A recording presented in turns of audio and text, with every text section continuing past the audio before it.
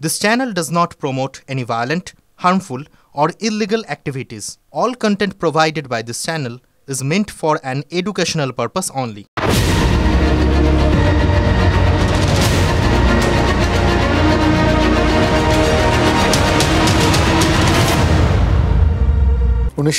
সালের সিনেমা এই সিটি লাইটস বক্সিং রিগে চার্লি চ্যাপলিন আর তার প্রতিদ্বন্দ্বীর মাঝে পড়ে কীভাবে রেফারির হাল বেহাল হয়ে গেছিল দেখলেন তো। যত ঘুষি আলটিমেটলি তার গায়ে এসে লাগছে। মানে বাস্তবে এরকম একটা রেফারির কিন্তু আমরা কোচ পেয়েছি। ভাববেন না ওটা শুধু সিনেমাতেই পাওয়া যায়, বাস্তবেও পাওয়া যায়। এই আমাদের নির্বাচন কমিশনকে দেখুন, এসআইআরকে কেন্দ্র করে নেতারা ঘুষোঘুষি করছেন, আর তার ঘা এসে লাগছে কোথায়? এই কমিশনের গায়ে। সোমবার পর্যন্ত মুখ্য নির্বাচনী আধিকারিকের অফিস থেকে যেটা জানানো হয়েছিল সেটা নিয়ে তো হইচই পড়ে গেছিল। রাজ্যে নাকি প্রাথমিকভাবে 10.5 লক্ষ ভোটারের নাম বাদ গেছে ওই ভোটার তালিকার থেকে। এবার এই হিসেবটা শুনে অনেকেই তো প্রশ্ন করতে শুরু করেছেন যে দেখুন, এতদিন ধরে এসআইআর হচ্ছে, তাতে প্রাথমিকভাবে হলেও মাত্র 10.5।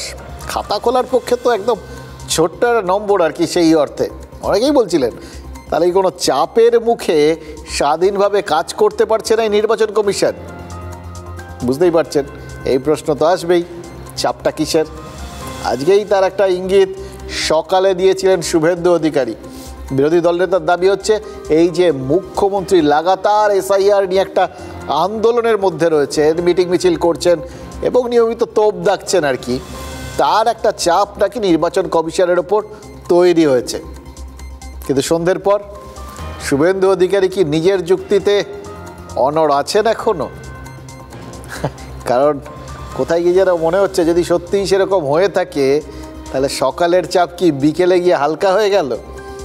এতদিনে যেখানে মাত্র 10.5 লক্ষ নাম, এই মাত্রটা বলছি দেখুন, এটা কোট আন কোট, হ্যাঁ, ওই বিভিন্ন রাজনৈতিক নেতারা বলছেন, তাই আমাদেরও মনে হচ্ছে যে মাত্র।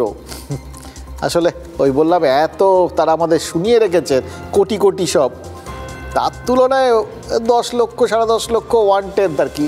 তো সেই জন্যে মাত্র। তো যাই হোক, যেখানে এতদিনে 10.5 লক্ষ নাম বাদ গেছে, যেখানে সকালে তার জন্য শুভেন্দু অধিকারীকে মুখ্যমন্ত্রীর চাপের প্রসঙ্গ টেনে নিয়ে আসতে হলো, বিকেলবেলা কি করে একই দিনে আরও 4 লক্ষ নাম বাদ চলে গেছে বলে কমিশনের তরফ থেকে জানানো হলো? তাই তো প্রশ্নটা, চাপ কি কমিয়া গেল? দেখো, নির্দিষ্ট করে বললে সিইওর দফতর বলেছে বিএলওরা নাকি প্রাথমিকভাবে এখন পর্যন্ত ওই 13,92,000 নাম বাদ দিয়েছেন, মানে প্রায় 14 লক্ষ। মনে রাখবেন, এই নামবাদের হিসেবটা কিন্তু ওই এনুমারেশন ফর্মের ডিজিটাইজেশনের আগের হিসেব নিকেশ। মানে যে ফর্মগুলো এসআইআর থেকে তুলে নিয়ে এসছেন, তারপর সেগুলো যে আপলোড করেছেন বিএলওরা, সেইগুলো খতিয়ে দেখে কে বাদ যাবেন না বাদ যাবেন, কার শুনানি হবে, সেই সংখ্যাটা এখনও নাকি ধরা হয়নি বা সেটা বিশ্লেষণ করে দেখা হয়নি। আর হবেই বা কী করে? ওই ফর্ম ডিজিটাইজেশনের কাজ তো এখনও পুরো শেষ হয়নি।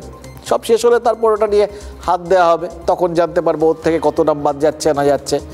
এখন ওই এসআইআরের ফর্ম যখন বাড়ি বাড়ি গিয়ে দিয়ে এসছেন বিএলওরা এবং তারপর সেগুলো কালেক্ট করতে গেছেন, তখন যে নামগুলো নিয়ে সন্দেহ হয়েছে তার ভিত্তিতেই এই সংখ্যাটা ভোটার তালিকার থেকে বাদ দিতে হবে বলে বিএলওরা নাকি কমিশনকে জানিয়ে দিয়েছেন।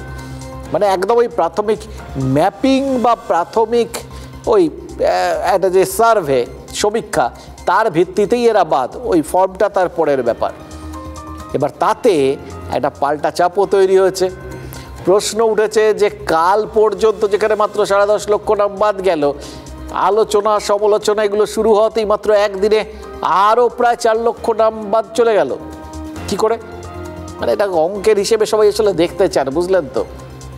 সরল একটা ঐকিক নিয়ম আর কি, কিন্তু সেই ঐকিক পদ্ধতিতে এটার কোনো যুক্তি পাওয়া যাচ্ছে না।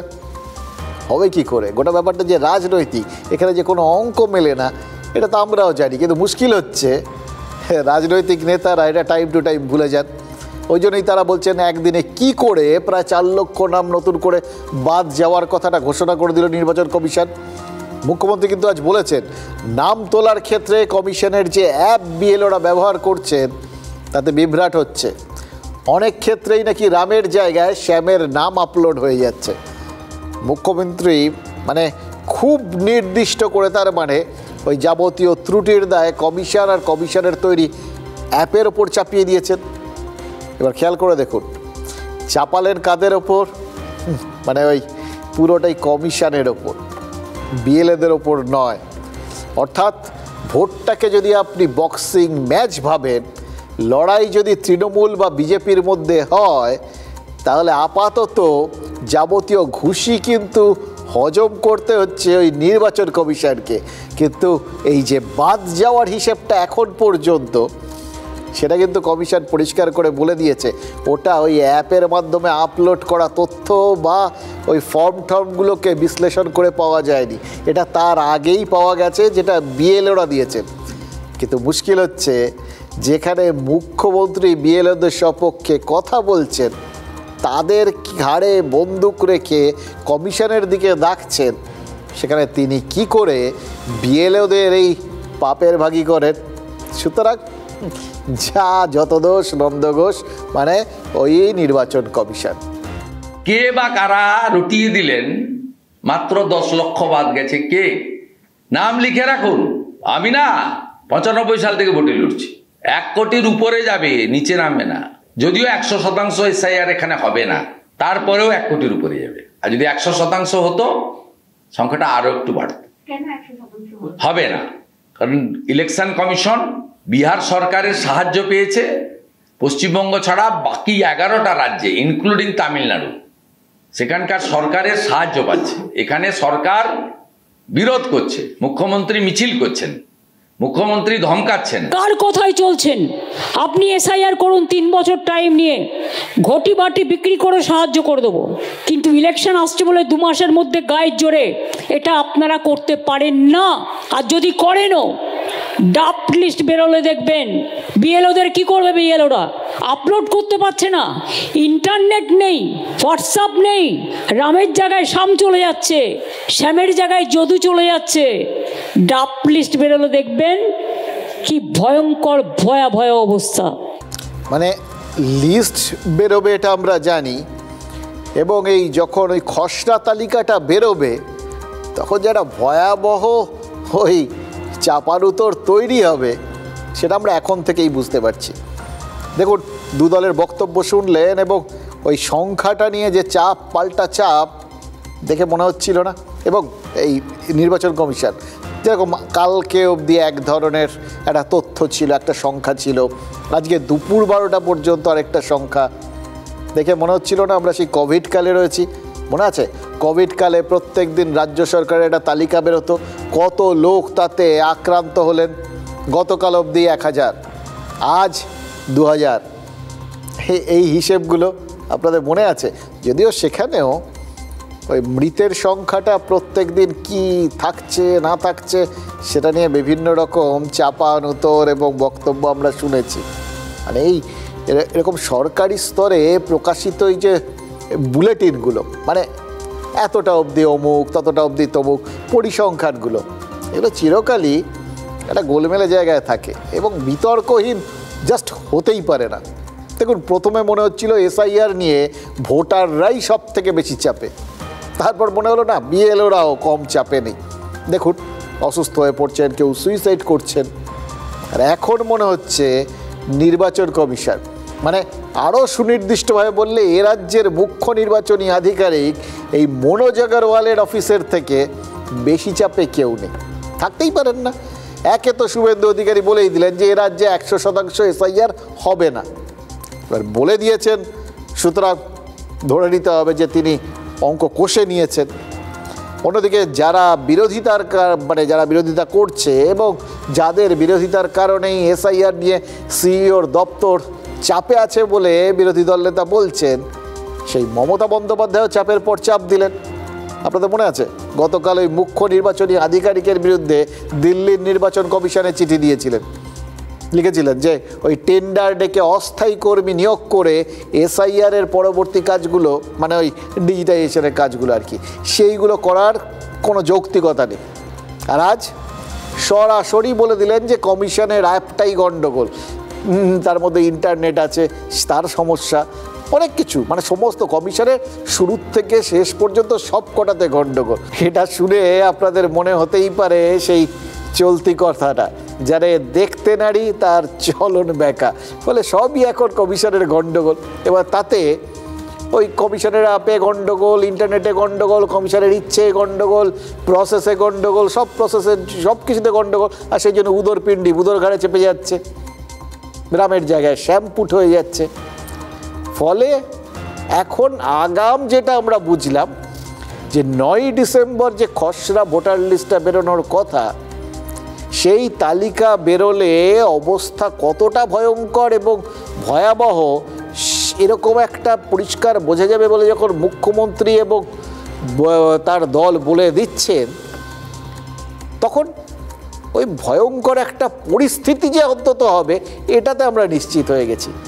কারণ মুখ্যমন্ত্রী এবং বিরোধী দল নেতা দুজনেই তো মোটামুটি এইখানে এই খসড়া ভোটার তালিকা নিয়ে বা এসআইআর নিয়ে, মানে এর যে ভোটার তালিকাটা এসআইআর এর মাধ্যমে এ রাজ্যে ইসিও তৈরি করছে, সেই তালিকায় ত্রুটি বিচ্যুতি থাকবেই বলে দুজনেই একদম নিশ্চিত। ওই শুনলেন তো, শুভেন্দু অধিকারী বললেন 100% নিখুঁত হবে, 100% হবেই না, পরিষ্কার বলে দিয়েছেন। আর মুখ্যমন্ত্রী তো পুরোটাই ভুল হবে বলে দিয়েছেন। মানে অন্তত 100% নিখুঁত হবে এটা কেউ বলছেন না। কেন বলছেন না? তার নির্দিষ্ট কিছু কারণ আছে। এই যে শুভেন্দু অধিকারী আজকেও বললেন শুরুতে যত নামই বাদ যাক, শেষ পর্যন্ত অন্তত 1 কোটি নাম বাদ পড়বেই পড়বে। তার কারণ এই প্রোপাগান্ডার লড়াই। এ রাজ্যে বিজেপির সঙ্গে তৃণমূলের ভোটের ফারাক হচ্ছে 42 লক্ষের মতো। এবার দেখুন, ভোটের ফলাফল নির্ধারিত হয় সাংগঠনিক শক্তি, তাদের এজেন্ডা, মানুষজনের মানসিকতা এবং ভোটারদের ওই ভোট বাক্স পর্যন্ত, ভোটের যন্ত্র পর্যন্ত তাদের মনে ঢুকে থাকা এবং তাদের আঙুলকে নিয়ন্ত্রণ করা, তার উপরে। এবার এটার জন্য তো সব থেকে বেশি লাগে নিজেদের বক্তব্যগুলো সবার কাছে পৌঁছে দেওয়া, নিজেদের সংগঠনটাকে ঠিকঠাক করা, এইগুলোকে আর কি। অনেকগুলো প্রসেস আছে, একটা সিস্টেম। কিন্তু শুভেন্দু অধিকারী এরা প্রথম থেকেই বলছেন এই ভুয়ো ভোটারের ভোটেই তৃণমূল এগিয়ে রয়েছে এবং এসআইআর হলে 1 কোটি নাম অন্তত বাদ পড়বেই। তাতে ভোটার তালিকাটা যেরকম শুদ্ধ হবে, তেমনি তৃণমূলের সঙ্গে তাদের ভোটের ফারাকটা মুছে যাবে এবং হিসেব মতো বিজেপি তৃণমূলকে টপকে যাবে।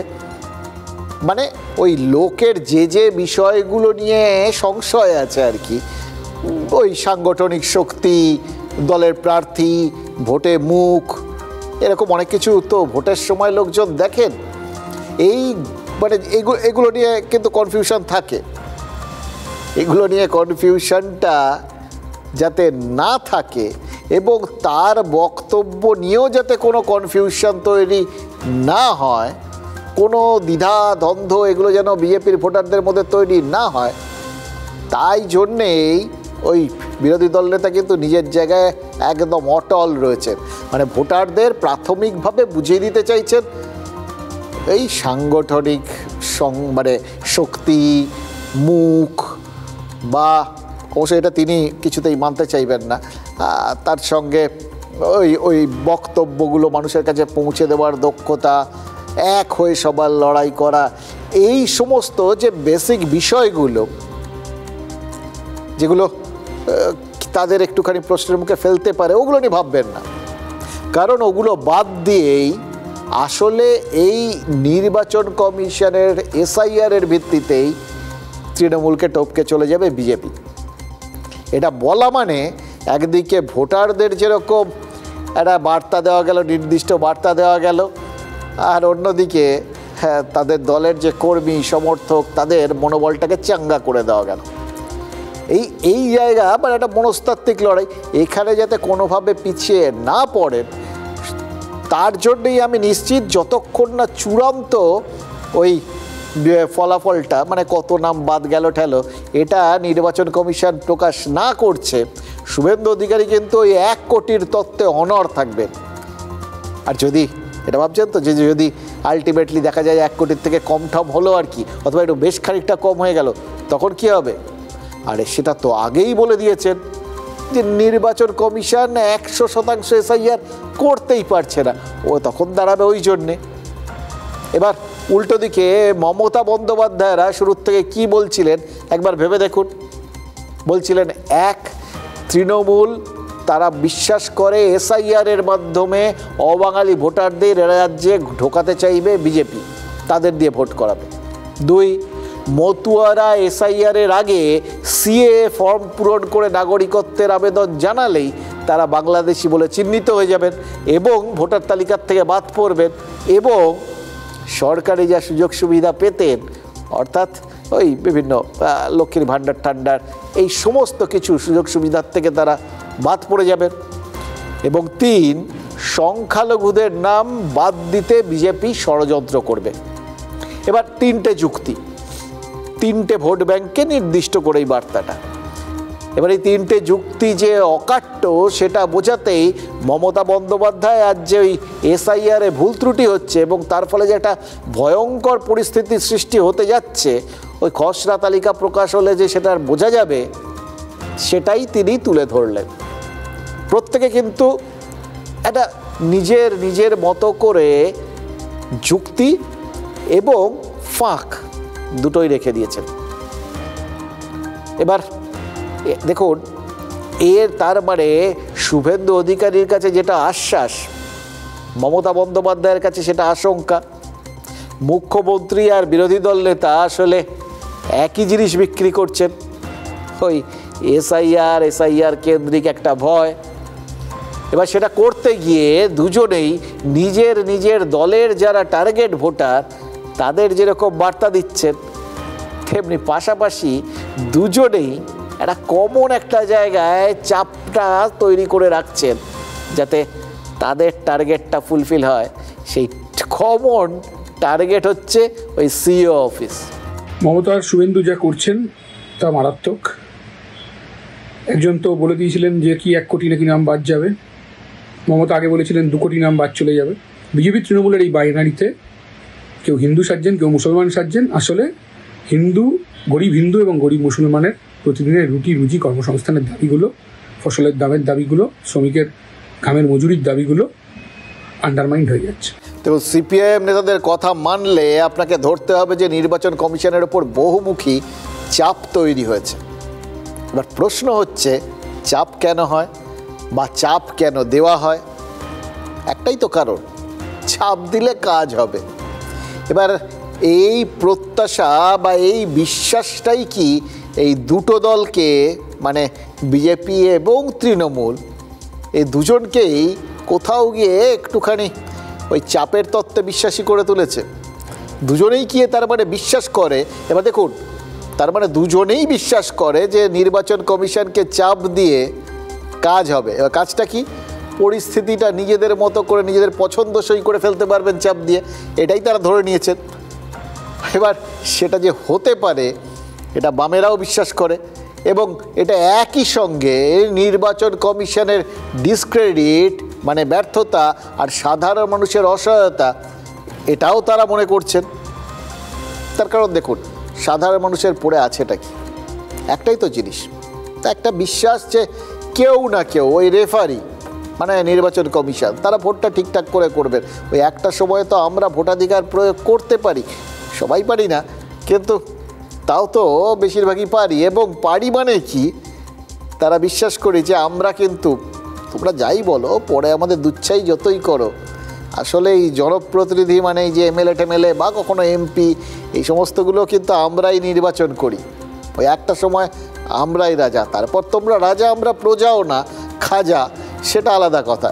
কিন্তু আসলে ওই একটা দিন আমরা একটু ভরসা রাখি নির্বাচন কমিশনের ওপর। এবার এই ভরসা থাকার জায়গাটাতেই তো আঘাত করে দেওয়া হচ্ছে। এরও একটা কারণ আছে, সাধারণ মানুষ যত সহায় সম্বলহীন হয়ে পড়বে, যত ভরসা করার জায়গা খুঁজে মরবে, এবং না পেয়ে আলটিমেটলি ব্যর্থ হবে হয়ে এবং হতাশ হয়ে পড়বে আর কি, ততই রাজনৈতিক দলগুলোর সুবিধে। ওই জন্য দেখুন, যেখানে যেখানে আমরা ভরসা করার জায়গা তৈরি করতে পারি, নর্মালি পুলিশ প্রশাসন এই সমস্ত যে যে জায়গাগুলোর সম্পর্কে আমাদের একটা ভরসার জায়গা তৈরি হয়, সেই জায়গাগুলোর ওপর ভরসাটা কি অদ্ভুতভাবে তারা ভেঙে দেন। এইটাই হচ্ছে রাজনীতি। দেখুন, এবার আলটিমেটলি আপনার আমার ওপর যে চাপটা পড়ে, তার আগে অবশ্যই এবার প্রাথমিকভাবে আরেকটা ঘাড় এসে পড়েছে। এই ঘাড়টা হচ্ছে নির্বাচন কমিশনের ঘাড়। মানে তাদের উপরে যে চাপটা চেপে বসেছে সেটা তারা জানেন। আলটিমেটলি কেউই তো নিজের ঘাড়ে চাপ রাখে না, সেটা তারা কারুর না কারুর ওপর বা সাধারণ মানুষের ওপর সরিয়ে দেন আর কি। কিন্তু আপাতত তারা একটা ঘাড় খুঁজে পেয়েছেন, যার ঘাড়ে বন্দুক রেখে অন্তত এই চাপ কাটানোর একটা রাস্তা তারা খুঁজে পেতে চান, এবং সেটা হচ্ছে এই বিএলওদের ঘাড়। কারণ বিএলওরা ঠিক মতো সঠিকভাবে কাজ করছেন, এটা যদি একবার তারা প্রচারটা করতে পারে, তাহলে কিন্তু নির্বাচন কমিশন তার বিশ্বাসযোগ্যতা ফিরে পাবে বা লোকজনের ভরসাটা খানিকটা হলেও ফিরে পাবে, আর সেগুলো কোনোটাই না হলেও নিজেদের ঘাট থেকে চাপটা সরাতে পারবে। এটাই হয়তো নির্বাচন কমিশন মনে করছে। প্রচুর কাজ করেছেন বিএলও যেটা আছে, প্রচুর খাটনি করেছেন বিএলও যেটা আছে। অ্যান্ড বিএলও যে আছে ও অ্যাকচুয়ালি যে আছে আমাদের SIR SSI হিরো আছে। They have done the work, they are the foot soldiers, they are going from house to house, they are the face of the election commission in the field. দেখুন, মুখ্য নির্বাচন commission রাজ্যের, তিনি কি সূক্ষ্মভাবে যাবতীয় চাপটা বিএলওদের ঘাড়েই ছেড়ে দিলেন। প্রশংসা করলেন, প্রত্যেকটা কথা প্রশংসায় ভরা। ওরাই রিয়েল হিরো, ওরাই আসল কাজ করছেন, এবং ওরাই নির্বাচন কমিশনের ফেস, মুখ। মানে যা হচ্ছে সবটাই কিন্তু ওদের দায়, নির্বাচন কমিশনের নয়। এইটা হচ্ছে মজা। আসলে রাজনীতিকদের নিয়ে নাড়াচাড়া করে তো নির্বাচন কমিশন, টাইমলি রাজনীতিকদের মতো কারোর না কারোর ঘাড় খুঁজে নেয় ওই দোষ চাপানোর জন্য। এক্ষেত্রে বিএলওরা আছেন। দেখুন, SIR নিয়ে বিএলওরা নাস্তানাবুদ হচ্ছে, তাদের অল্প সময়ে পাহাড় প্রমাণ কাজ করতে হচ্ছে। এই অভিযোগ তুলেই তো কাল রাতভর ওই মুখ্য নির্বাচনী আধিকারিকের দফতরে ধর্ণা চলেছিল, মনে আছে আপনাদের? তারপর সেটাতে আবার সজল ঘোষ চলে গেছিলেন, সে আর কেলেঙ্কারি কাণ্ড। পুলিশ গিয়ে দুপক্ষের মাঝখানে দাঁড়িয়েছিল, ভাগ্যিস রাত জমজমাট। এবার দেখুন, বিএলও অধিকার মঞ্চের নামে যারা ধর্ণা দিয়েছিলেন, তারা যে আসলে তৃণমূলের হয়ে রাজনীতি করতেই SIR মানে সময়সীমা বাড়ানোর দাবি করছেন বা অন্যান্য সব কিছু দাবি দেওয়া করছেন, এটা পরিষ্কার হয়ে গেছিল শুরুর থেকেই। যতই এই রাজনৈতিক অভিযোগটা উঠুক, বিএলওদের একটা অংশ নিয়ে যে মারাত্মক চাপ নিয়ে SIR-এর কাজকর্মগুলো সারছেন, সেটাও কিন্তু মিথ্যে নয়। এটাও কিন্তু আপনাদের মাথায় রাখতে হবে। মানে এটাকে শুধু ওই তৃণমূলের আন্দোলন, এটার সঙ্গে এই সাধারণ বিএলওদের মনের কোনো যোগাযোগ নেই, এটাও এত সরলীকৃত করাটাও বোধহয় ঠিক হবে না আর কি। তাদেরও একটা যোগাযোগ আছে। এবার মুখ্যমন্ত্রী আজ বলেছেন যে এখন পর্যন্ত রাজ্যে SIR-এর চাপে 35 জন মারা গেছেন, যার মধ্যে 3 জন বিএলও, আর এর বাইরে আরও 10 জন বিএলও অসুস্থ হয়ে চিকিৎসাধীন রয়েছেন বলে মমতা বন্দ্যোপাধ্যায় জানিয়েছেন। এবার দেখুন, যারা কাল দুপুর থেকে ওই ECO অফিসটা ঘেরাও করলেন, আজকেও সন্ধে পর্যন্ত সেখানে ধর্ণা দিলেন, তারা তো বলছেন ওই বিএলওদের হয়েই তারা কমিশনের কাছে অভিযোগ জানাতে এসেছেন। মানে একদিকে রদ দেখাও হলো, অন্যদিকে কলা বেচাও হলো, নিজেদের নিরপেক্ষ প্রমাণ করাও হলো, আবার নিজেদের রাজনৈতিক এজেন্ডা মেনে হয়তো নির্বাচন কমিশনের ওপর যে চাপ তৈরি করা, সেই কাজটাও হলো। ওনার সাথে আমরা যেটা আলোচনা করলাম যে SIR-এর এই বিএলওদের উপর এতটাই চাপ যে SIR-এর সময়টা যাতে বাড়ানো হয়, সেটার জন্য আমরা ওনার কাছে জানিয়েছি। আর যাতে মানে কোনো ডেটা এন্ট্রি অপারেটর যাতে নিয়োগ করা হয়, সেটাও জানিয়েছি। উনি বলেছেন এটা ওনার হাতে নেই, এটা উনি আমাদের কথাটা দিল্লিতে ইলেকশন কমিশনকে জানাবেন। আমরা বলেছি অনেক বিএলও কাজ শেষ করতে পারছেন না, ওনারা প্যানিকে ভুগছেন। সেই জন্য উনি বলেছেন কোনো শোকজ যাতে ওনাদের না করা হয়, উনি এটা একেবারে আশ্বস্ত করেছেন, কোনো বিএলওকে শোকজ করা হবে না, সাসপেন্ড করা হবে না। দেখুন, এই বক্তব্যটা শুনে মানে সিইও তাদের যা তারা দাবি করলেন, যা তাদের প্রতিশ্রুতি দিয়েছেন, তার মধ্যে একটা বক্তব্য শুধু খট করে কানে লাগলো, জানেন তো? কোনো আধিকারিক কি বলতে পারেন যে কাজে ভুল হলে দায়িত্বপ্রাপ্তকে শাস্তি দেওয়া হবে না বা জিজ্ঞাসাবাদ করা হবে না বা তার কারণ জানতে চাওয়া হবে না? মানে সোজা বাংলায় শোকজ করা হবে না? নাকি তারা যে আসলে দাবিটা ছিনিয়ে আনতে পেরেছেন, তাদের আন্দোলনটা সফল, এটা বোঝাতেই এই আন্দোলনকারী বিএলও মঞ্চ দাবি করছে যে সিইও ওই বিএলওদের যাবতীয় শাস্তির খাড়ার থেকে অব্যাহতি দিয়েছেন। এই শোকজের চাপটা যে আছে এটা তো বাস্তব। আমি নিজে ব্যক্তিগতভাবে বিভিন্ন বিএলওর সঙ্গে কথা বলে দেখেছি, তাদের কিন্তু এইটা বলা হচ্ছে এতটা শেষ করতে হবে আজকের মধ্যে, না হলে শোকজ। বলছিলাম না যে বিভিন্ন কারণে এই বিএলওদের ওপর চাপটা তৈরি হচ্ছে, যারা সেই চাপে অভ্যস্ত নন, যারা সরকারি চাকরির নিশ্চয়তায় অভ্যস্ত, এই শোকজ, কোথাও গিয়ে আরও পরবর্তী কোনো ব্যবস্থা, এই ভয়গুলোই তাদের চরম একটা অনিশ্চয়তার মধ্যে মানে ঠেলে দিচ্ছে। যারা সারা জীবন অনিশ্চয়তার মধ্যে থাকেন, হয়তো সেটা বেসরকারি চাকরি বা অন্যান্য ক্ষেত্রগুলো, তাদের ক্ষেত্রে এই হঠাৎ করে বাড়তি এই ভয়গুলো, চাপগুলো, এগুলো বেশি চাপ হয় কিন্তু হয়তো কম অনুভূত হয়। কিন্তু যারা একদম নিশ্চিন্ত জীবনে অভ্যস্ত থাকেন, যাদের ক্ষেত্রে এগুলো থাকে না, তাদের জন্য এই হঠাৎ করে এসে যাওয়া এই চাপগুলো, এগুলো কিন্তু পাহাড় প্রমাণ লাগে। তখনই নানা রকম কেলেঙ্কারির খবর পাওয়া যায়। দেখুন, একদিকে যখন এই বিএলও অধিকার মঞ্চ বলছে ভীষণ চাপের মুখে তাদের কাজ করতে হচ্ছে, তখন তো কমিশনই বলেছে এ রাজ্যে এখন পর্যন্ত 4,55,00,000 ফর্ম এর মধ্যেই আপলোড হয়ে গেছে। মানে 60% ফর্মের ডিজিটাইজেশন সম্পূর্ণ। এটা যে কতটা ভালো কাজ হচ্ছে এবং এই চাপের তত্ত্বটা যে সঠিক নয়, এটা বোঝাতেই নিশ্চিতভাবে কমিশন এই তথ্যগুলো তুলে ধরছে এবং সেটার একটা তুলনামূলক, আমি বলছিলাম এই নির্বাচন কমিশন তো এই রাজনীতিকদের নিয়ে নাড়াচাড়া করে করে অভ্যস্ত। রাজনীতিকরা যেরকম যে কোনো কথায় যদি বলেন যে এখানে ধর্ষণ, খুন হয়েছে, ওরা বলবেন কেন উত্তরপ্রদেশে হয় না, মণিপুরে যাননি। ঠিক এইরকম একটা অন্য জায়গার রেফারেন্স যেরকম রাজনীতিকরা নিয়ে আসেন, এই নির্বাচন কমিশনও কিন্তু একটা ওরকম রেফারেন্স তুলে ধরেছে যে উত্তরপ্রদেশের তুলনায় এখানে প্রায় দ্বিগুণ এনুমারেশন ফর্ম আমাদের এখানকার বিএলওরা আপলোড করে ফেলেছে। মানে যেখানে কোনো চাপ নেই, সেখানে যে স্পিডে হচ্ছে, এখানে তার থেকে অনেক বেশি স্পিডে কাজ করছেন এরা। তাহলে চাপের তত্ত্বটা আসছে কোত্থেকে? এটা নিজেদের একটা সেফগার্ড, নিজেদের ঢাল হিসেবে নির্বাচন কমিশন তুলে ধরছে। একটা কথা তো পরিষ্কার, কমিশনের বিরুদ্ধে আন্দোলন যেমন আছে, তেমনি কমিশনের ওই বেঁধে দেওয়া সময়সীমার মধ্যে কাজ শেষ করার বিষয়টাও আছে। এই চাপটা আছে বলেই তো, এবং এই চাপটা আছে, এটা যদি না থাকতো তাহলে আলিপুরদুয়ারের এক বিএলও গ্রামে হাতি আর চিতাবাঘের হামলার ভয় থাকা সত্ত্বেও, যেখানে লোকজন চট করে বেরোচ্ছে না, সেখানে ওর মধ্যে তিনি বেরিয়ে এসআইআরের কাজ শেষ করতে চেষ্টা করছেন। অন্য সময় হলে বেরোতেন? চাপ না থাকলে বেরোতেন? দক্ষিণ 24 পরগনা ক্যানিং, সেখানকার এক বিএলও কিছুদিন আগে অ্যাক্সিডেন্ট হয়েছিল, এখনও সম্পূর্ণরূপে সুস্থ হননি, হাঁটা চলাটা সহজ হয়নি, সব থেকে বড় কথা। কিন্তু তার জন্য চাপ থেমে থাকেনি। ওই জন্য পেশায় পার্শ্ব শিক্ষক ওই সিন্টু রাউত, তিনি টোটো ভাড়া করেছেন, সেই টোটোয় চেপে চেপে এলাকায় ঘুরছেন। চাপ না থাকলে হতো? আলিপুরদুয়ারের বিএলও মলিনা বেগম, তো তিনি একবারে রাতে বাড়ি বাড়ি ঘুরে কাজ শেষ করছেন। বুঝতে পারছেন?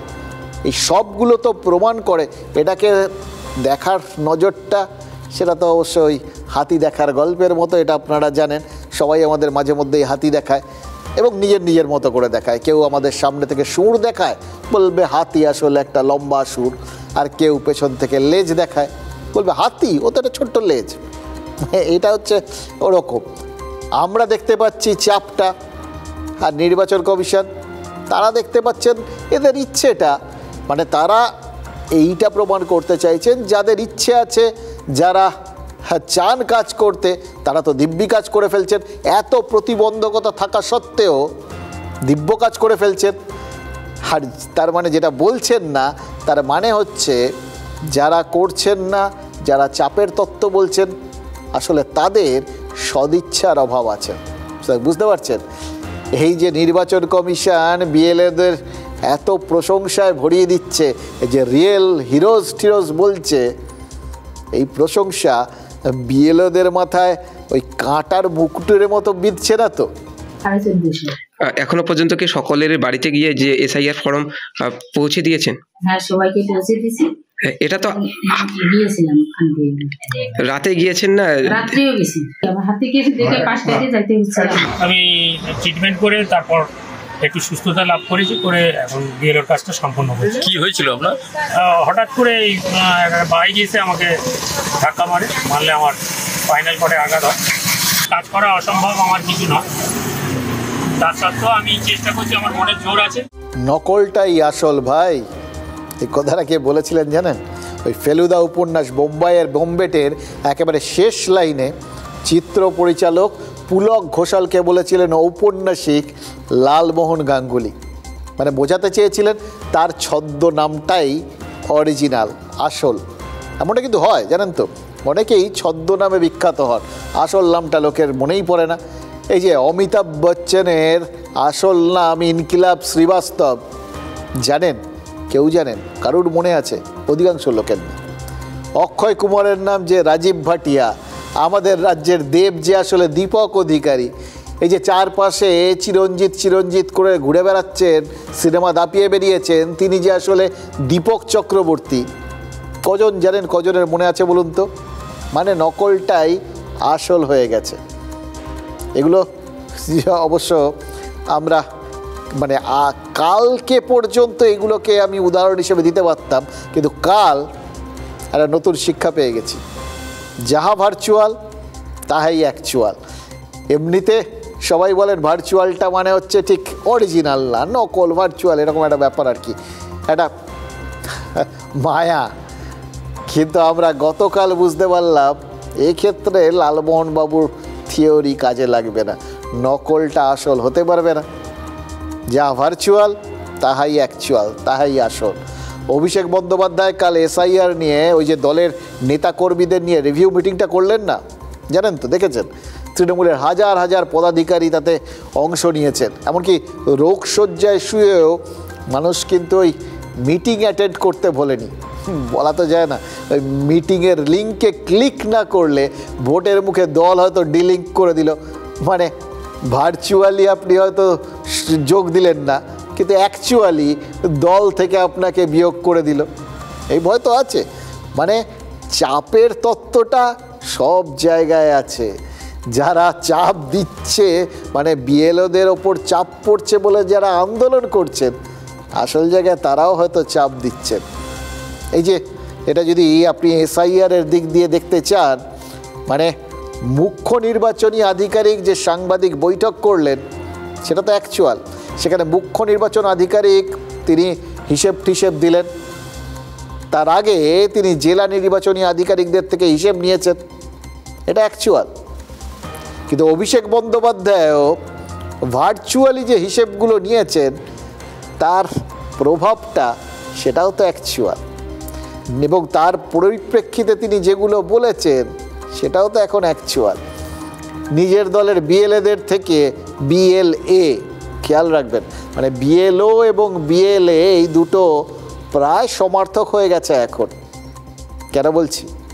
দেখুন, অতি নিবিড় সমীক্ষা মানে এই এসআইআরে এই বিএলওদের সঙ্গে থাকার কথা, সহায়তা করার জন্যই থাকার কথা রাজনৈতিক দলগুলোর তরফ থেকে।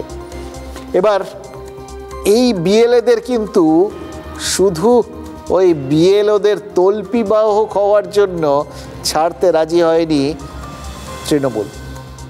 দলীয় বিএলএদের জন্য একটা নির্দিষ্ট কাজ দিয়ে রেখে দিয়েছে তারা। অন্য বুথগুলো, অন্য দলগুলো যারা অধিকাংশ বুথে ওই বিএলএ দিয়ে উঠতে পারেনি, তারা ব্যাপারটা বুঝবে না। তৃণমূল কংগ্রেস কিন্তু প্রত্যেকটা বুথে, প্রত্যেকটা জায়গায় বিএলএ দিয়েছে। তার কারণ আসলে তারা চেয়েছে এই বিএলএরাই বিএলও হয়ে উঠুক, বিএলও সুলভ আচরণ করুক। কিভাবে? দেখুন, প্রত্যেক বিএলএর মানে তৃণমূলের তরফ থেকে যারা, আবার পরিষ্কার করে দিই, যারা ওই বিএলওদের সহায়ক হিসেবে থাকছেন, সেই বিএলএ তাদের মোবাইলে একটা অ্যাপ দিয়ে দেওয়া হয়েছে। ওই বিএলওর মোবাইলে নির্বাচন কমিশনের অ্যাপ রয়েছে, আপনারা জানেন। সেখানে বিভিন্ন কিছু আপলোড করতে হয়, যেটাকে একদম যাচ্ছেতাই কোনো কাজের না বলে, ওই উদরপিণ্ডি বুদর ঘাটে যাচ্ছে বলে মুখ্যমন্ত্রী দেখে দিয়েছেন। ঠিক সেই রকম বিএলওদের সঙ্গে যারা আছেন, সেই তৃণমূলের বিএলএদেরও মোবাইলে একই রকম একটা অ্যাপ তৃণমূল লোড করে দিয়েছে। বিএলওরা যা যা তথ্য ওখানে নির্বাচন কমিশনকে পাঠাচ্ছেন, এই বিএলএরা সেই একই তথ্য হুবহু তারা কিন্তু আপলোড করছেন তাদের অ্যাপে, যাতে তার দলের কাছে পৌঁছে যায়। ইংরেজিতে একটা কথা আছে জানেন তো, মিররিং, মানে একদম অব্যর্থ নকল করা। আপনি যেরকম আয়নায় নিজেকে দেখলে নিজের প্রতিচ্ছবিটাই দেখতে পান, ঠিক সেরকম এই বিএলএরা আসলে বিএলওদের মিররিং করছেন। ঠিক যা বিএলওরা করছেন তাই বিএলএরা করছেন, মানে এটাই করার কথা, এটাই দায়িত্ব তাদের, সুনির্দিষ্ট দায়িত্ব। এবার ভাবছেন তো এটা কেন? এর ফলে কি হতে পারে? যেটা হতে পারে সেটা কিন্তু একটা রাজনৈতিক দলের অত্যন্ত পরিণত মনস্কতার পরিচয়। মানে নির্বাচন কমিশনের সার্ভারের মতোই তৃণমূলের যে সার্ভার রয়েছে, সেখানেও রাজ্যের প্রত্যেকটা বৈধ ভোটারের যাবতীয় তথ্য জমা পড়ে যাচ্ছে, বুঝতে পারছেন? এবং এই যে বিএলওরা ঠিক কী করছেন, কোন ধরুন একটা এলাকার একজন বুথের একজন বিএলও, তিনি একজন ভোটারের, তিনি তার ফর্মে গণ্ডগোল দেখলেন, তিনি সেইভাবে বিষয়টাকে তুলে ধরলেন তার অ্যাপে। তার সঙ্গে যে তৃণমূলের বিএলএ থাকবে, তিনিও তার অ্যাপে ঠিক ওই একই তথ্য প্রমাণগুলো তুলে ধরলেন। তাতে কি হলো? তার দল জেনে গেল যে এখানে একজন ভোটার, তাকে নিয়ে গণ্ডগোল রয়েছে। বুঝতে পারছেন? কোন বুথে কতটা গণ্ডগোল রয়েছে, কোনটা বাদ যাচ্ছে, কোনটা বাদ যাচ্ছে না, কি কি নির্বাচন কমিশন ধরতে পেরে গেছে, এই পুরো বিষয়গুলো সেটা কিন্তু তৃণমূলও জানতে পেরে যাচ্ছে। এটা গুরুদায়িত্ব। বিএলএদের ওপরে যদি গুরুদায়িত্ব থেকে থাকে, তাহলে কিন্তু বিএলএদের ওপর, মানে তৃণমূলের বিএলএদের ওপরেও কিন্তু চরম গুরুদায়িত্ব চাপিয়ে দিয়েছে তাদের দল। অভিষেক বন্দ্যোপাধ্যায়রা বলেছেন যে একজন বৈধ ভোটারের নামও বাদ যেতে দেবেন না। সাধু বক্তব্য। এটা আর কে চায় যে বৈধ ভোটারদের নাম বাদ যাক? সব দলই চায় না। আমরা তো সাধারণ মানুষ চাই না যে কোনো বৈধ ভোটারের নামটা বাদ যাক। সেটা আলাদা করে বলার প্রয়োজন পড়ছে এই জন্যে যে বুঝিয়ে দিতে চাইছেন তার সম্ভাবনা আছে। দেখো, নির্বাচন কমিশন খসড়া তালিকা প্রকাশের পর তৃণমূল কংগ্রেস তাদের নিজেদের অ্যাপের তথ্যের সঙ্গে সেটা মিলিয়ে নিতে পারবে। আপনাদের মনে আছে ওই ভোটিং মেশিনের সাথে ভিভিপ্যাটের কথা? আপনি ভোট দিলে পাশে একটা স্লিপ বেরিয়ে আসবে, অর্থাৎ এই স্লিপের মাধ্যমে একটা হিসেব হয়ে যাবে যে ওই ভেতরে যতগুলো ভোট পড়েছে এই ততগুলোই ওখানে স্লিপ কাটা থাকার কথা। এই মেলানোটা একটা চেক, খতিয়ে দেখা। এই একই কাজটা তৃণমূল তাদের বিএলএদের দিয়ে করছে। এবার যদি দেখুন তৃণমূলের শক্ত ঘাঁটিগুলোতে অপছন্দের ভোটার তালিকা ওই খসড়া তালিকায় যদি হয় দেখে, তাহলে তারা সরব হতে পারবে। যদি কিছু না হয় তাহলেও নিজস্ব একটা ডেটাবেস তো তৃণমূলের তৈরি থাকবে। যদি তাদের ওইখানে কমপ্লেন না করতে হয় যে এইখানে গণ্ডগোল আছে, ততটাই তোলে নিলাম, এটা হবে না। গণ্ডগোল তৃণমূল তো খুঁজে বার করবেই, সেটা আলাদা কথা, কিন্তু তাদের নিজস্ব একটা ডেটাবেস তো তৈরি থাকবে, সেখানে সব কিছু রয়েছে। একটাই শুধু মনে হচ্ছিল জানেন তো, মানে এই বিএলএ সবাই তো একই কাজ করছেন আর কি। সেই দিক দিয়ে দেখতে গেলে সব ভালো করে মিলেমিশে একটা জিনিসকেই সবাই সহায়তা করে করলে সেটা যদি একদম ঠিকঠাক হতো, তাহলে চাপটা তো কমতো। কিন্তু মুশকিল হচ্ছে চাপ ভাগ তো কেউ চায় না। আসলে নিজেদের যে একটা ডেটাবেস তৈরি এবং নিজেদের বিশ্লেষণটা নিজেদের রেডি করে রাখার ব্যবস্থাটা সেটা কিন্তু তৃণমূল করছে। এটা নিশ্চিতভাবেই অন্যদের থেকে তারা কিন্তু এগিয়ে আছে। রাজ্যের জনবিন্যাস মানে হিন্দু মুসলিম পুরুষ মহিলা জাতপাত সব হিসেব কিন্তু এরপর আঙুলের এক টোকাতেই তারা পেয়ে যাবে। তাতে ভোটের রণকৌশল তৈরি করতে সুবিধা হবে। আর সেই ডেটাবেস তৈরির কাজটাই কতটা এগোলো সেটাই খোঁজ নিয়েছেন অভিষেক বন্দ্যোপাধ্যায়। যে ভার্চুয়াল মিটিংটা ঠিক সেরকম, মানে নির্বাচন কমিশনের কাজ যেরকম এগোচ্ছে, যেরকম ধরে ধরে ওই জেলা ধরে ধরে প্রত্যেক বিএলও ধরে ধরে নির্বাচন কমিশন হিসেব নিচ্ছে এবং তার ভিত্তিতে কখনো হিরো বানাচ্ছে, কখনো শোকজের ভয় দেখাচ্ছে, তৃণমূলের কাজটাও কিন্তু ঠিক একইভাবে সমান্তরালভাবে এগোচ্ছে। এসআইআরের বিরোধিতায় বিহারে ভোটার অধিকার যাত্রা করেছেন রাহুল গান্ধী, কিন্তু মানুষের মনে ওই যাত্রার যৌক্তিকতা দানা বাঁধেনি। মমতা অভিষেকও কলকাতা শহরে একসঙ্গে প্রতিবাদ মিছিল করেছেন, কিন্তু পদযাত্রায় সীমিত নয় তৃণমূলের রণকৌশল। এসআইআরের সুফল ঘরে তুলতে তৃণমূল নিয়ে এসেছে নিজস্ব অ্যাপ দিদির দুধ অ্যাপ। D2 অ্যাপে কিভাবে এনুমারেশন ফর্ম জমা দেওয়া হবে তার গাইডলাইন, নেভিগেশনের ধাপসমূহ, বাংলার ভোট রক্ষা অ্যাপ নির্দেশিকায় স্বাগত। এই অ্যাপ রয়েছে তৃণমূলের বিএলএদের কাছে। সেখানে বৈধ ভোটারের তথ্য তুলে রাখছেন তৃণমূলের সহায়তা শিবিরের তৃণমূল কর্মীরা। কাদের নাম 2002-এর তালিকায় নেই এবং তাদের মধ্যে কাদের কাছে নথি রয়েছে কাদের কাছে নথি নেই সবই নথিভুক্ত করে রাখছেন তৃণমূলের বিএলএরা।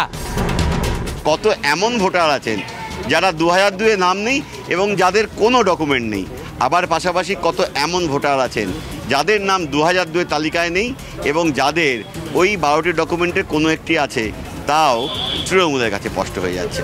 সর্বশেষ আমরা তৃণমূল কংগ্রেসের কাজ হচ্ছে দিদির কাজে, মমতা ব্যানার্জির কাজে সন্তুষ্ট কিনা সেটা আমরা করে নিয়ে সেটা আমরা ডাউনলোড করেছি। আমরা লগ ইন করলে পরে দেখতে পাচ্ছি যে আমাদের যে যারা বিএলএরা আছে তারা ঠিকঠাকভাবে কাজ করছে কিনা, কত পার্সেন্ট কাজ করছে, কোন বুথে কতটা কাজ হচ্ছে, এবং সেইভাবে আমরা তাদেরকে সেইভাবে মনিটরিং করছি যাতে তারা কাজগুলো ঠিকঠাকভাবে করে এবং ম্যাক্সিমাম যাতে আপলোড করতে পারে। কত ভোটারের নাম কাটা যাবে সেই তথ্য আগেভাগেই পেয়ে যাচ্ছে তৃণমূল কংগ্রেস। রাজ্য জুড়ে সমান্তরালভাবে ব্যবস্থা কাজ করে চলেছে। বাড়ি বাড়ি ঘুরে এনুমারেশন ফর্ম সংগ্রহের কাজ চালাচ্ছেন বিএলওরা। এই মুহূর্তে দেখা যাচ্ছে যে বাঁকুড়া 7 নম্বর ওয়ার্ডের যে 98 নম্বর বুথ রয়েছে সেখানে বিএলও সঙ্গে বিএলএ টুরাও রয়েছেন, তারা বাড়ি বাড়ি ঘুরে এনুমারেশন ফর্ম সংগ্রহ করছেন। ভোটারের নথি সংগ্রহের পাশাপাশি জনমত সমীক্ষাও সেরে নিচ্ছে তৃণমূল কংগ্রেস। দিদির দুধ অ্যাপে সর্বশেষ থাকছে রাজ্য সরকারের কাজে সংশ্লিষ্ট ভোটার সন্তুষ্ট কিনা সেই প্রতিক্রিয়া। হ্যাঁ, ভোটারদের জিজ্ঞাসা করছি, ওনারা বলছে হ্যাঁ সন্তুষ্ট, তখন আমরা ইয়েস অপশানে ক্লিক করে দিয়ে ওটাকে সাবমিট করছি। যে পরিকাঠামোয় জাতীয় নির্বাচন কমিশন এসআইআর করেছে হুবহু তার অবিকল কাঠামো তৈরি করে ডেটা ব্যাংক তৈরি করেছে তৃণমূল কংগ্রেস। এসআইআরের সুযোগ এভাবেই পুরো মাত্রায় কাজে লাগাচ্ছে তৃণমূল, আর এই কর্মকাণ্ড পরিচালনা করছেন অভিষেক বন্দ্যোপাধ্যায় নিজে। দিদির দুধ তো নয়, এরা সব হচ্ছে বাংলার জমদূত, বাংলাকে ধ্বংস করেছে, এদেরকে জুতো খুলে পেটানো। ওরা নির্বাচন কমিশনের ডেটা চুরি করবে, আমরা তো নির্বাচন কমিশনের সরকারি ডেটা চুরি করতে পারবো না। তাই আমাদের কাছে অপশন কি, আমাদের যারা বিএলএ আমাদের বুথ লেভেলের এজেন্টরা, তারা যখন বিএলওদের সাথে বাড়ি বাড়ি যাচ্ছেন, তারাও তো এনুমারেশন ফর্মটা দেখছেন, তার ডিটেলটা আমাদের সাথে সাথে আমাদের যে বিএলও যাচ্ছেন তারা তাদের মতো করে তাদের অ্যাপে আপলোড করছেন। এই তথ্য নির্বাচন কমিশনের কাছে থাকার কথা, কিন্তু নির্বাচন কমিশনের কাছে যাওয়ার আগেই ধমকে চমকে বা ভালো সম্পর্কের খাতিরে তৃণমূল সেটা নিয়ে ওই যে ওদের অ্যাপে আপলোড করছে, সেটা আমরা সরকারি দপ্তরে জানিয়েছি, কিন্তু এটা নির্বাচন কমিশন এটা ইন্টারফেয়ার করলো না, এটায় কোনো হাত দিল না। এইটা মানুষের নিরাপত্তার জন্য খুব যথাযথ কাজ হলো না। দেখুন, বর্তমানে প্রযুক্তির যুগ, এটা আমরা জানি। এই প্রযুক্তি ব্যবহার করেই তো এসআইআর করার চেষ্টা করছে নির্বাচন কমিশন, সেটাও জানি। তৃণমূলও কিন্তু এই প্রযুক্তিটাকেই ব্যবহার করছে এবং যতই মুখে এই এসআইআরের বিরোধিতা চলুক, ভেতরে ভেতরে কিন্তু এসআইআরকেই কাজে লাগিয়ে দেওয়া হচ্ছে। এটা কিন্তু অত্যন্ত ভালো স্ট্র্যাটেজি এবং তার সঙ্গে তারা এক ধাপ এগিয়ে থাকছে। কেন?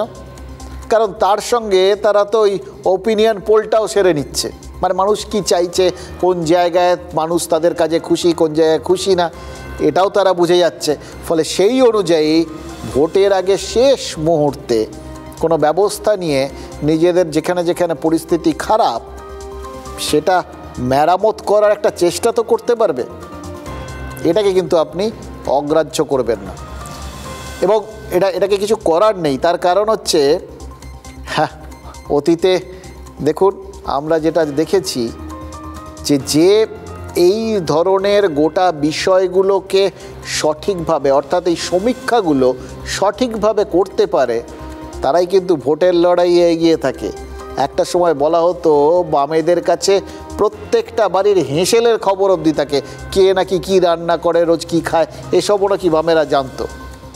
এবং বামেদের যারা বিভিন্ন এলাকায় লোকাল কমিটিগুলো বা যারা স্থানীয় নেতা ছিলেন তাদের একদম ঠোঁটস্থ ছিল গোটা বিষয়টা।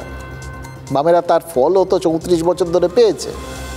এবার তখন বামেরা হয়তো তৃণমূলকে নিয়ে ব্যঙ্গ-ট্যাঙ্গ করতো, আমাদের সংগঠন রয়েছে, কর্মী রয়েছে, তৃণমূলের কর্মী সংগঠন কোথায়। কিন্তু এখন দেখুন সেই একই জিনিসটা হয়তো সময়ের সঙ্গে সঙ্গে মডার্ন হয়েছে সেটা নিয়ে, এবং মানসিকতাটাও একই রকম হয়ে গেছে। ওই যেটা যেভাবে ব্যঙ্গ তৃণমূলকে নিয়ে করতো বামেরা, এখন তৃণমূল সেটা বিজেপিকে নিয়ে বলছে, আর বামেরা আলোচনাতেই নেই। অর্থাৎ সময়ের সঙ্গে সঙ্গে রাজনৈতিক বাস্তবতাটা বদলে গেছে। এই এসআইআরের বাস্তবতাই দেখুন, বিএলওদের কাজ কেমন হচ্ছে তা দেখছেন বিডিওরা, তেমনই তৃণমূলের বিএলের কাজ কেমন হচ্ছে তা দেখছেন তৃণমূলের ওয়ার্ড সুপারভাইজার। পিছিয়ে থাকা বিএলওকে বিডিও চাপ দিচ্ছেন, তাতে কান্নাকাটি, বিক্ষোভ, অশান্তি, অসুস্থতা, মৃত্যু, আত্মহত্যা কী না হচ্ছে। এই বিএলওদের ওপর চাপ নিয়ে নির্বাচন কমিশনে নিয়মিত চিঠি লিখছে তৃণমূল, আর দলীয়ভাবে সেই একই চাপ তৃণমূলও কিন্তু তাদের বিএলএদের ওপর দিচ্ছে। ওই মুখ্য নির্বাচনী আধিকারিক মনোজ আগরওয়াল তিনি প্রেস কনফারেন্স করে বলেন বিএলওরা আসল হিরো। অভিষেক বন্দ্যোপাধ্যায়ও তো ভার্চুয়াল বৈঠকে বসেছিলেন, কিন্তু সেখানে হিরো নয়, জিরোদের চিহ্নিত করেছেন। এবং সূত্রের খবর, অভিষেকের বিচারে সব থেকে পিছিয়ে রয়েছে 8টা বিধানসভা। এই পিছিয়ে থাকা 8টার মধ্যে 6টা বিধানসভাই কলকাতার, এবং সব থেকে খারাপ রেজাল্ট ফিরহাদ হাকিম, বাবুল সুপ্রিয়, হুমায়ুন কবির, মনোজ তেওয়ারি, মনোরঞ্জন ব্যাপারী, কাঞ্চন মল্লিক, এরাও মোটামুটি ওই লাল কালির তালিকাতেই আছেন, জানেন তো। কারণ এরা নাকি একবারও ওই এসআইআর সহায়তা শিবিরে যাননি। যেহেতু যাননি, তাদের অবিলম্বে যেতে বলা হয়েছে। 9 দিনের মধ্যে 100% কাজ শেষ করার নির্দেশ দিয়েছেন অভিষেক। কালকে হ্যাঁ এক বিএলওর কাছ থেকে শুনছিলাম, এরকম নির্দেশ তো তারাও পান। আজকে এই 40% পর্যন্ত কাজ শেষ করতে হবে, একরকম। তাই 26শে নভেম্বর থেকে 4ঠা ডিসেম্বর পর্যন্ত এই যেই পুরোটা শেষ করতে হবে এটা ঠিক করে দিয়েছেন, সেটা যাতে ঠিকভাবে হয় তার জন্য আবার একটা বাড়তি দায়িত্ব দেওয়ার একটা বাড়তি স্তর তৈরি করে ফেলেছেন অভিষেক বন্দ্যোপাধ্যায়। 13 জন নেতাকে জেলাভিত্তিক দায়িত্ব নিয়ে ঝাঁপিয়ে পড়ার নির্দেশ দিয়েছেন তিনি। বলেছেন ওই 9 দিনের মতো জামা কাপড় গুছিয়ে নিয়ে বেরিয়ে পড়ুন, জেলায় জেলায় চলে যান। ভাবুন তো, এই বিএলওরা বলা হচ্ছে তার বিভিন্ন রকমভাবে অনভ্যস্ত, দায়িত্ব পেয়েছেন। স্কুলে পড়াতেন বা অঙ্গনওয়াড়ি কর্মী ছিলেন, অনেকেই এই ডিজিটাইজেশনের সঙ্গে ঠিক সরগর নন, মানে যেটাতে অনভ্যস্ত সেই কাজের দায়িত্ব তারা পেয়েছিলেন। এই যে নেতাদের এইভাবে বিভিন্ন জেলায় জেলায় চলে যেতে বললেন, তারাও তো এরকম অনেকেই জেলায় জেলায় ঘুরে বেড়ানো ঠেরানো, অনেকদিন ধরে ক্ষমতায় রয়েছেন তো অনেকেই কিন্তু অনভ্যস্ত হয়ে পড়েছেন। আর অনভ্যাসের ফোঁটা কী পরিমাণ চচ্চর করে সে তো বুঝতেই পারছেন। মেয়র ফিরহাদ হাকিম কলকাতার দায়িত্ব পেয়েছেন এবং সেই জন্য তিনি আজই তড়িঘড়ি অরূপ বিশ্বাস সহ অন্যদের সঙ্গে বৈঠকে বসে গেছেন। মানে অভিষেকের বার্তা এবং চাপ দুটোই স্পষ্ট। অভিষেক যেরকম স্পষ্ট করে দিয়েছেন যে এটাকে এখন আর ওই আপাতত এইভাবে দেখলে চলবে না, এটা এখন ধরে নিতে হবে এটা 6 মাসের নির্বাচন। এই 6 মাস কোনো রকম আলগা দেওয়া চলবে না। কোন বিধানসভায় দিদির দুধ অ্যাপে কেমন তথ্য পূরণ করেছে, কীরকম কাজ করেছে আর কি, তার সুপারভাইজার মানে আলটিমেট সুপারভাইজার হচ্ছেন সেই জায়গায় তার বিধায়ক, তিনি তার ওপর ঠিক হবে যে টিকিট পাবেন কি পাবেন না। এবার এইটা জানার পর সামনে ভোট, কে বাড়িতে বসে থাকবেন বলুন তো? তারপরে বিএলওদের ওপর যে চাপের অভিযোগ তৃণমূল করছে, হ্যাঁ সেই চাপ কিন্তু শুধু তৃণমূলের বিএলএদের ওপর রয়েছে তা নয়, নেতাদের ওপরেও সেই একই চাপ তারা করে বেড়াচ্ছে। আসল তাড়াতে চাইছো, কিছু নেতাকে তাড়াতে চাইছে। হ্যাঁ, ব্যাগ গুছিয়ে জেলায় যান আর উনি যাবেন জিমে, উনি ডন বৈঠক দেবেন। আমি মানে এই যে কনসেপ্ট, ব্যাগ গুছিয়ে জেলায় যান, আরে এসআইআর যা হবার হয়ে গেছে, এসআইআরে আর কাজ বাকি নেই, গিয়ে আর কিছু করতে পারবে না। আচ্ছা, অভিষেক হুঁশিয়ারি দিয়েছেন, কিন্তু শোনা যাচ্ছে যে তারপরেও মনোরঞ্জন ব্যাপারীর কোনো হেলদোল নেই। তিনি নাকি বলাগড়ের ওই ওয়ার রুমে আজও যাননি। এর মানে কি? মানে তার কি টিকিট পাওয়ার প্রত্যাশা নেই? দেখুন, বিধায়কের সহকারী জানিয়েছেন যে মনোরঞ্জন ব্যাপারীর শরীর অসুস্থ, তবে ওয়ার রুমে ওখানকার আরেক নেতা অসীম মাঝিকে দেখা গেছে। এবার মোটামুটি ওই এলাকায় সবাই যেটা জানেন তার ভিত্তিতে তাদের মনে প্রশ্ন দেখা দিয়েছে এর ফলে যে ওয়ার রুমে কোল্ড ওয়ার চলছে নাকি। অবশ্য এই ওয়ারটা কিছু না, এই 5 দিন আগে ওই ওয়ার রুম নিয়ে তো রীতিমতো ওয়ার হয়ে গেছিল। সিউড়ির 2 নম্বর ব্লকে তৃণমূলের সহায়তা কেন্দ্রে গোষ্ঠী সংঘর্ষ হয়ে গেছে, তাও আবার সাংসদ শতাব্দী রায়ের সামনে। আপনাদের মনে আছে? কি কাণ্ডই না হলো। সাংসদ বসে বসে দেখলেন কি হচ্ছে। যারা মারামারি করেছেন তাদের একজন কাজল শেখ অনুগামী আর আরেক দল অনুব্রত মণ্ডলের অনুগামী। এবার অভিষেক বন্দ্যোপাধ্যায় ভার্চুয়াল বৈঠকে কিন্তু এটা নিয়েও বার্তা দিয়েছেন, তার নজর এড়ায়নি। বলে দিয়েছেন সিউড়িতে নিজেদের মধ্যেই ঝগড়া মিটিয়ে নিতে হবে, নইলে বাইরের থেকে কেউ যাবেন আপনাদের মাথার উপর। এই কথাটাই তো মমতা বন্দ্যোপাধ্যায় হলেও বলতেন, মমতা বন্দ্যোপাধ্যায় ধমক দিতেন। কিন্তু অভিষেক তিনি ঠান্ডা গলায় হুঁশিয়ারি দিলেন। কিন্তু কাকে হুঁশিয়ারি দিলেন? যারা মারামারি করছেন তাদের হুঁশিয়ারি দিলেন, নাকি তারা যাদের অনুগামী হুঁশিয়ারিটা তাদের উদ্দেশ্য গেল? এটা নেতারা জানেন কাকে বললে কি হবে। তো শুধরে না গেলে বীরভূমের দায়িত্ব যে বদলে যেতে পারে, মানে অন্য কারোর হাতে তৈরি একটু চলে যেতে পারে, মানে এই কোর কমিটি করেও যে কিছু করা যায়নি। সুতরাং তোমরা এবার নিজেদের মধ্যে মারপিট করো, যে জন্যে মারপিট করছো সেই জায়গাটাই আমরা বদলে দিচ্ছি।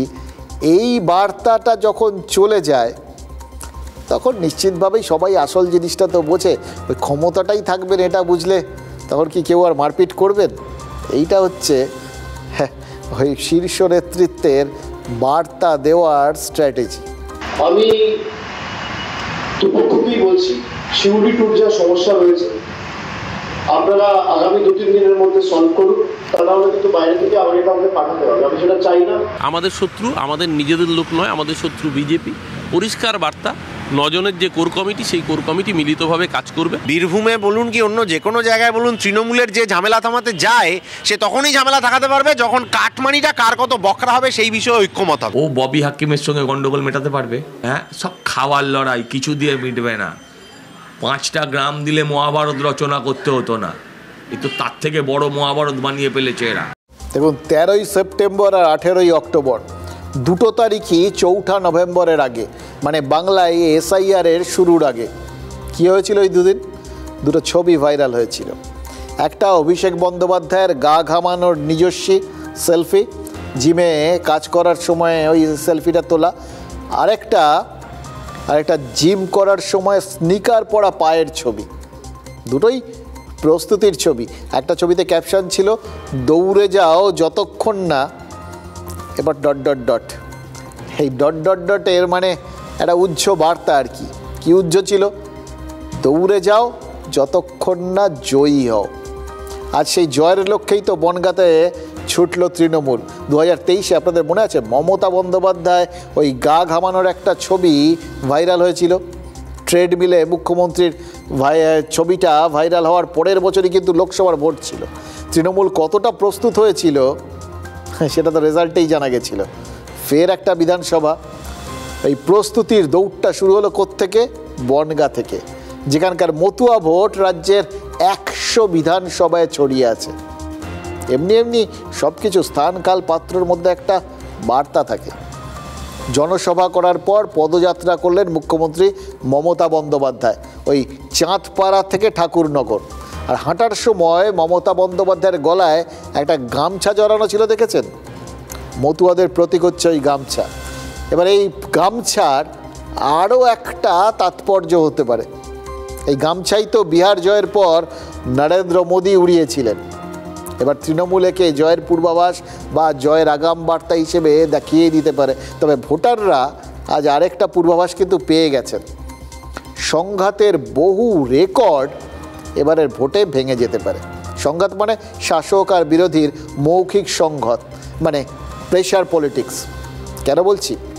আজ প্রস্তুতি মতো হেলিকপ্টারে মমতা বন্দ্যোপাধ্যায়ের যাওয়ার কথা ছিল বনগাঁতে, কিন্তু হেলিকপ্টারে ওঠার আগে কি জানা গেছে জানেন? হেলিকপ্টারের বিমার মেয়াদ নাকি ফুরিয়ে গেছে। এত বড় গাফিলতি! মুখ্যমন্ত্রী সভার শুরুতেই এই যে একটা যাত্রা বিভ্রাট হলো, তার দায়টা কিন্তু চাপিয়েছেন বিজেপির ঘাড়ে। তিনি বলেছেন ভোটের আগেই সংঘাত শুরু করে দিয়েছে বিজেপি। মানে তার বলার উদ্দেশ্য ছিল যে সরকার হেলিকপ্টার ভাড়া নিয়েছিল, এটা মুখ্যমন্ত্রীর যাওয়ার জন্য হেলিকপ্টার, যেমন তেমন ব্যাপার তো নয়, নিরাপত্তা জড়িয়ে আছে। তো এই জায়গাটায় ঝামেলাটা তৈরি হয়েছে ওই মুখ্যমন্ত্রীকে কোনোভাবে মানসিকভাবে বা তার যাত্রায় বিভ্রাট ঘটানোর জন্য, এরকম একটা তার বলার উদ্দেশ্য।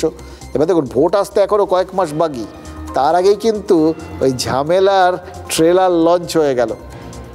এবার দেখুন, 7ই মে 2026-এর পর সরকারের মেয়াদ উত্তীর্ণ হবে, এটা তো সবাই জানে। কিন্তু হেলিকপ্টারের বিমার মেয়াদ উত্তীর্ণ হওয়ায় সরকারের কিন্তু তীব্র আপত্তি। এবং সূত্রের খবরটা হচ্ছে যে এইটা শুনে রীতিমতো ক্ষুব্ধ হয়েছেন মুখ্যমন্ত্রী। যে সংস্থার এই বিষয়টা দেখার কথা ছিল, তাদের তড়িঘড়ি শোকজ করেছেন পরিবহন মন্ত্রী স্নেহাশিস চক্রবর্তী। অবশ্য তারপরে তিনি কি বলেছেন জানেন?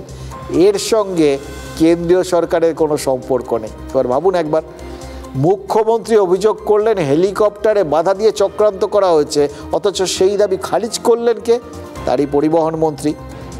এবার এই বাধার তত্ত্বটা খারিজের পর আরও একটা বাধা পেলেন মমতা বন্দ্যোপাধ্যায়। ওই বনগাঁ থেকে ফেরার পথে মুখ্যমন্ত্রীর কনভয় সেটা আটকে গেল বিক্ষোভের জেরে। এবার বিক্ষোভটা বিজেপি করলে নিশানাটা সঠিক বলে মনে হতো, কিন্তু বিক্ষোভটা দেখালেন এক মৃত ব্যক্তির আত্মীয় স্বজনরা। বারাসাত মেডিকেল কলেজের মর্গ থেকে মৃতদেহের চোখ চুরি গেছে। কত বড় মানে একটা বিশাল একটা অভিযোগ, ভাবতে পারছেন? মারাত্মক অভিযোগ। এটা নিয়েই তো বারাসাত উত্তাল।